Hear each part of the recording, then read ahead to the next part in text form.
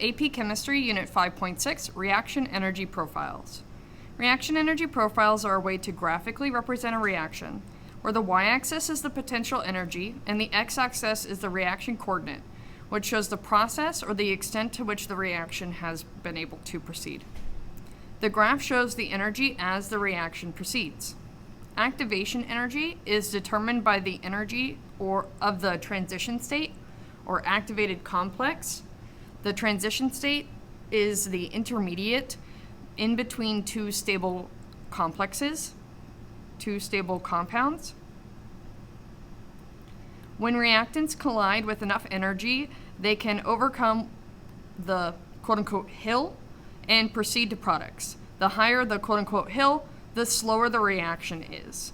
So here we have a reaction energy profile graph representation here, or where we have the overall energy of the reactants. We have the activation energy representing the energy it would take to go from reactant up to the transition state.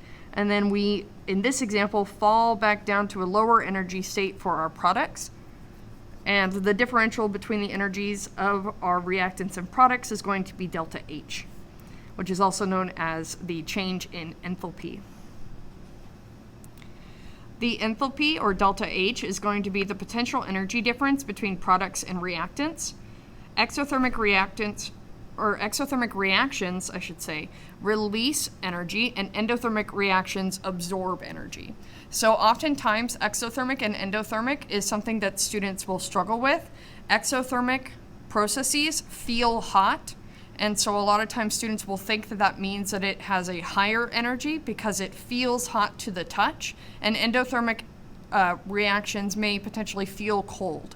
But the heat is the excess heat, the excess energy that was released as we went through the reaction. And so my enthalpy is actually decreasing. I am releasing energy into the wider system. Whereas with endothermic reactions, when I touch them, they feel cold because they are stealing the energy from my hand, the warmth from my hand, in order to go ahead with that reaction. And so endothermic reactions will feel cold. They are absorbing energy. And so the delta H will be higher. We'll end up with our products having a higher enthalpy, a higher potential energy than our initial reactants. The mechanisms of reactions are typically multi-step. Okay, so most reactions proceed through a series of elementary steps, otherwise known as the reaction mechanism. The slowest step is going to be the rate determining step, and the slowest step will also be whatever has the highest activation energy. So the biggest hill that I have to climb, the biggest hill I have to overcome, is going to be my slowest step.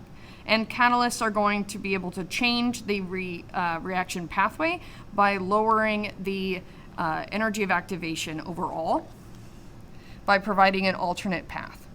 And so a reaction energy profile for a reaction with and without a catalyst could look something like this, where we are able to just kind of slightly decrease the hill, the activation energy of our intermediary products with that catalyst there. And so we are able to go ahead and get the reaction to proceed faster because I have a smaller hill to climb, and therefore more molecules will likely have enough energy to overcome that hill and proceed through the reaction fully.